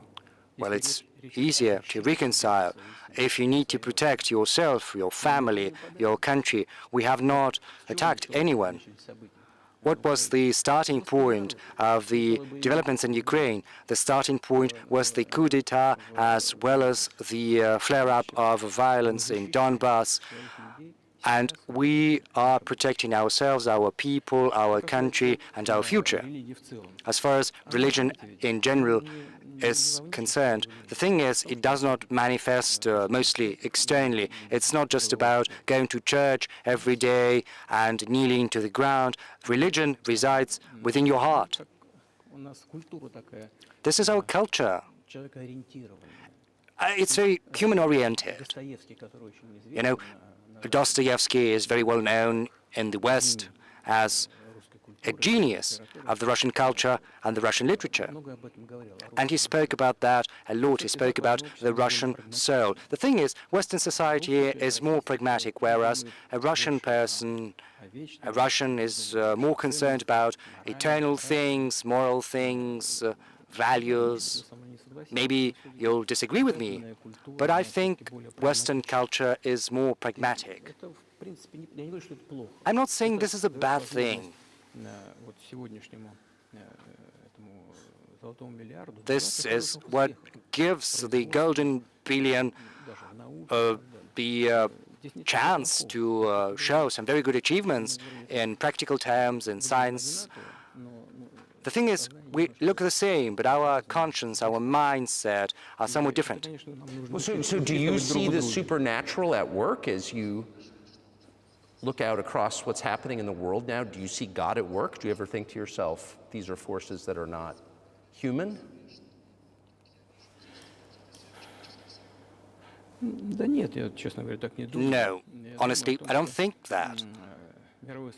I think the world community is developing following the inherent laws, and these laws are what they are, and there's no escaping that. It was always like that in mankind's history. Some countries rose, some peoples got bigger, got stronger, and then they left the international stage, losing the quality they had been accustomed to. Well, let's look at Genghis Khan or the Golden Horde and the conquest, or let's remember the Roman Empire. You know, you might think that there was nothing greater than Roman history in the history of mankind, but then the barbarians got stronger, got more numerous, and Rome fell. They had a head start, their economy started to grow stronger, and the regime imposed by the Roman Empire fell apart. But it took 5 centuries. The Roman Empire had been disintegrating for 5 centuries. The difference from the current state of affairs consists in the fact that right now the developments are far more rapid than they used to be during the Roman times. So when does the AI empire start, do you think?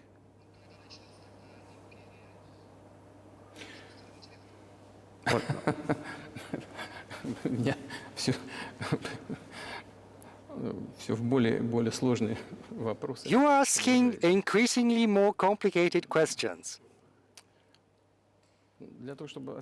In order to respond to this question, you would need to be an expert in big numbers, in big data, in AI. The thing is, humanity is facing a lot of threats in terms of genetics, for instance, because right now geneticists can go as far as to, create a specialized human being like an athlete or a genetically engineered military man. What do you think of that? And a chip has been incorporated into the brain by Elon Musk.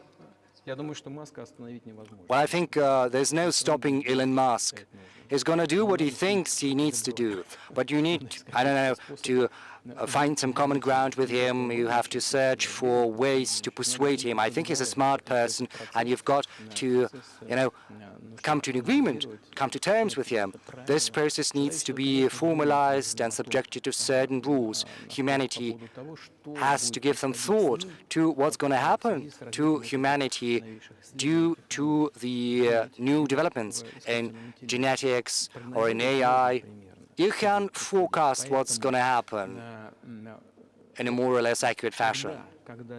But once humanity felt an existential threat coming from nuclear weapons, back then all countries who possessed such weapons decided to come to terms with one another because they understood that nuclear weaponry could drive humanity to extinction. So once an understanding comes that unbridled development of AI or genetics or other fields, which cannot be stemmed, you can't stop them. Research is going to continue, as it was impossible to, prevent powder from being used. And once humanity understands that the threat comes from these fields, then the time will come to an agreement on an interstate basis, intergovernmental basis, on how to regulate these fields. I appreciate all the time you've given us. I just got to ask you one last question, and that's about someone who's very famous in the United States, probably not here, Evan Gershkovich, who's the Wall Street Journal reporter. He's 32, and he's been in prison for almost a year. This is a huge story in the United States, and I just want to ask you directly, without getting into the details of it or your version of what happened, if as a sign of your decency, you would be willing to release him to us and we'll bring him back to the United States.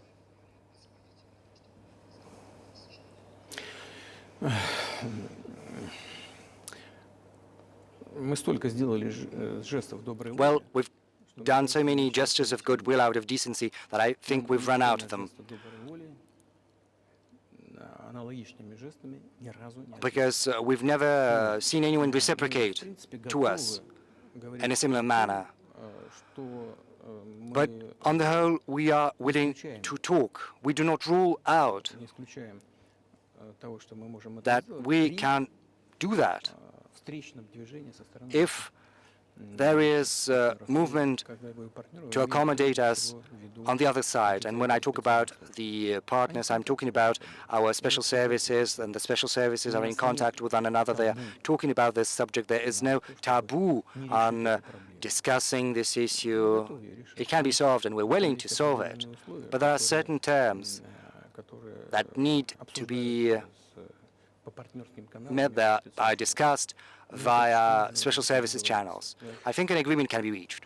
So typically, this stuff has happened for obviously centuries. One country catches another spy within its borders, it trades it for one of its own intel guys in another country. I think what makes, and it's not my business, but what makes this difference is the guy's obviously not a spy, he's a kid. And maybe he was breaking your law in some way, but he's not a super spy, and everybody knows that, and he's being held hostage in exchange, which is true. With respect, it's true, and everyone knows it's true. So maybe he's in a different category. Maybe it's not fair to ask for somebody else in exchange for letting him out. Maybe it degrades Russia to do that. Вы знаете, можно как угодно говорить. Well, you can give different interpretations to what constitutes a spy, but there are some things under law. If a person gets some secret information, does that confidentially, then that is qualified as espionage, and that is precisely what he was doing. He was receiving some confidential information. He's getting that information in secret. Maybe he'd been implicated in that. Maybe he did that out of his own volition or due to carelessness, but as facts stand, this is qualified under law as espionage, and he was was caught red-handed when he was receiving that information, and it's been proven. So, you know, if it had been some far-fetched excuse, some fabrication, then it would have been a different story. But he was caught red-handed when he was getting in secret some confidential information. But are you suggesting that he was working for the U.S. government or NATO, or he was just a reporter who was given material he wasn't supposed to have? Those seem like very different things. I don't know who he was working for, but I would like to reiterate that getting confidential information in secret is called espionage. Maybe he might have worked under the banner of American Special Services. I don't think he was working for Monaco, even though Monaco might be interested in getting that information. But it's up to the special services to come to an agreement. And some groundwork has been laid. There are people who, in our view, are not tied to special services. You know, there is a person serving a sentence in an ally country, well, in a country that is an ally of the U.S., and that person, due to patriotic sentiment, eliminated some bandits in one of the European capitals. During the developments of the Caucasus, do you know what he was doing? I don't want to say that, but I'll do that anyway. He was laying our soldiers taken prisoner on the road, and then he drove his car over their heads. What kind of a person is that? Do you think that's a human being? And, you know, a patriot decided to eliminate that beast, and one of the European countries, he did that at his own volition, or not? Well, that is a different question. Yeah, but Evan Gershkovich didn't do that. I mean, that's a completely different, I mean, this is a 32-year-old, like, newspaper reporter. He is not just a journalist. He's a journalist who was getting confidential information in secret. Yes, that's different, but still, I'm telling you about other people who are basically controlled by the U.S. authorities, whatever they are serving a prison sentence. And there is an ongoing dialogue among the special services, and this has to be done in a calm, responsible, professional manner. The contacts are ongoing, so let them do their work. I do not rule out that the person you've referred to can go back to his country, Mr. Gershkovich. Moreover, it would be senseless to keep him in prison in Russia, but we want our counterparts.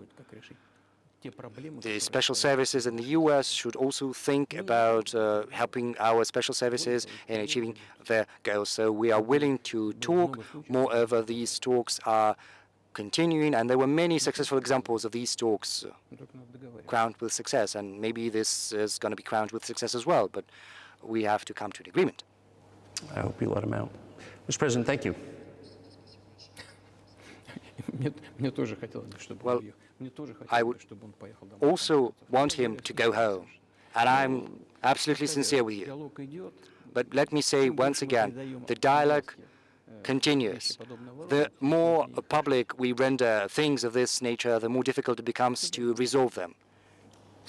I wonder if that's true with the war, though, also. I mean, I guess I want to ask one more question, which is, and maybe you don't want to say so for strategic reasons, but are you worried that what's happening in Ukraine could lead to something much larger and much more horrible? And how motivated are you just to call the U.S. government and say, let's come to terms?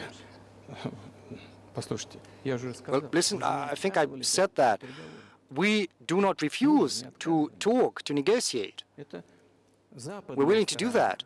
It's the Western side, you know, and Ukraine is a satellite country for the U.S. It's evident. You know, I don't want you to take that as a swear word, no. But we understand that that is what is happening. You know, the financial support is there. It's enormous. Germany is following suit. Dozens of billions of US dollars are fueled into Ukraine. There's a huge influx of arms, of weapons.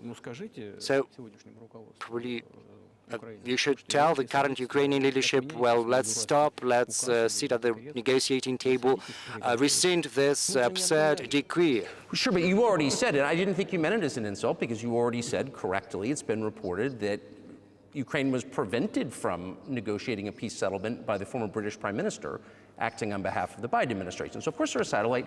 Big countries control small countries. That's not new. And that's why I asked about dealing directly with the Biden administration, which is making these decisions, not President Zelensky of Ukraine. Well, if Zelensky administration in Ukraine refuses to talk, then I think they've got the instructions from Washington. That's what I assume. Well, you should explain to Washington that this is not the right pretext. They have to, you know, come up with some explanation which is not gonna insult anyone. So it was not our decision, it was their decision, and it is up to them to rescind that decision, to go back on it. But they took the wrong decision. So why we are the ones to find out a way out? We don't need, you know, to correct their mistakes. If it's their mistake, they have to correct it themselves. So I just want to make sure I'm not misunderstanding what you're saying. I don't think that I am. I think you're saying you want a negotiated settlement to what's happening in Ukraine.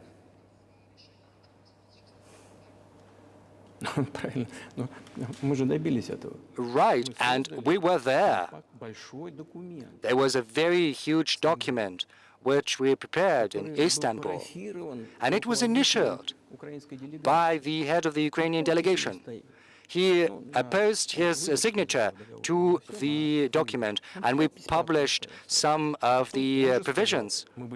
He put his signature, and he said they were willing to sign it, and the war would have been over 18 months ago, but Prime Minister Johnson came, and he dissuaded us, and we missed that chance. Yes, it's a mistake, but let them get back to that. It's as simple as that. Why do we need to bother ourselves and correct others' mistakes?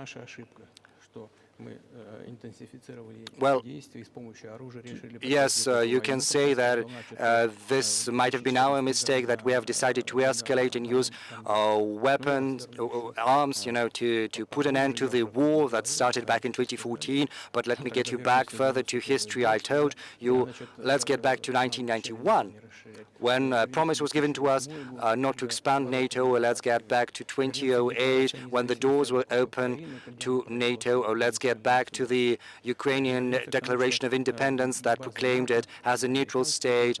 Or let's get back to the developments when American and British bases started to be set up in Ukraine.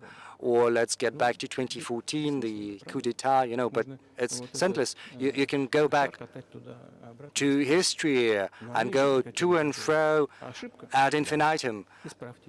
It's a mistake, yes, but let them correct that, and we are willing to talk. Do you think it's too humiliating at this point for NATO to accept Russian control of what was 2 years ago Ukrainian territory? Well, I said that.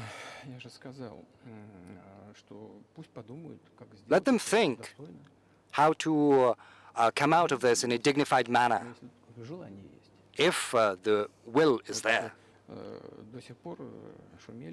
Up until now, there's been a lot of talk about the need to secure a strategic defeat on the battlefield against Russia. Right now, they're coming to realize that it's impossible. I think it's impossible. It's never going to happen, inherently. And I think they're coming to realize that. I mean, those who control powers in the West, and once the realization has set in, they have to think about that, and we're willing to talk.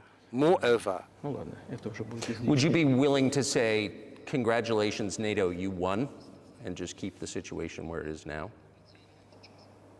Ну, вы знаете, это предмет переговоров, Well, this is a matter for talks, for negotiation. который с нами никто не хочет вести. And no one is willing to talk about Ну, или, точнее сказать, that хотят, with но us. просто не Well, знаю, maybe что they want talks, and I know they do want. я знаю, что It's not just I see that, I know the will is there, but they don't know how to go about that. They've driven the situation to the point where we are at. а наши партнеры, оппоненты до этого. And we're not the ones to have done that. It's our partners, our counterparts. Okay, it happened, but they have to think about how to reverse the situation. But maybe we shouldn't say that on camera. Да, было бы смешно, если бы не было так грустно. You know, Это it would be funny if it were not so sad. You know, and this incessant mobilization in Ukraine, истерика там, the hysteria, проблемы. you know, the domestic problems they've been plunged into, sooner or later Вот что, знаете, что will come to может даже странно в сегодняшней an ситуации. agreement. I know it might sound bizarre in the current situation, Отношения but be that as it may, между народами the relations between the two peoples will be rebuilt. It'll take a lot of time, but they will heal. установочные примеры. And there are, you know, some examples. Происходят боестолкновения. Конкретный пример. Вот Well, сейчас, секундочку. to cite an example, Украинские солдаты попали в окружение. the Ukrainian soldiers were encircled. I'm just drawing this example from real life. Our soldiers were shouting to them, "There's no chance, surrender yourselves and you'll go out alive." В хорошем русском языке кричат: русские не сдаются. And they are shouting, speaking perfect Russian, saying, "Russians do not surrender," you know, from the Ukrainian. И то, что происходит, это в известной So степени what элемент is гражданской войны happening currently, to a certain extent, is an element of civil war. на Западе. Думают, что вот боевые And действия everyone навсегда in the West think that the hostilities have driven a wedge into these two nations, splitting them apart forever. But it's not going to happen. They will get back together. растаскивают русскую православную церковь. Why are the Ukrainian authorities dismantling the Ukrainian Orthodox Church? Because it brings together not just the territory, it brings together our souls and hearts. And no one will be able to separate that soul. Закончим? Или что-то еще? Shall we end here, or is there anything else? No, I think that's great. Спасибо. Thank you, Mr. President. Спасибо большое. Спасибо. Thank you.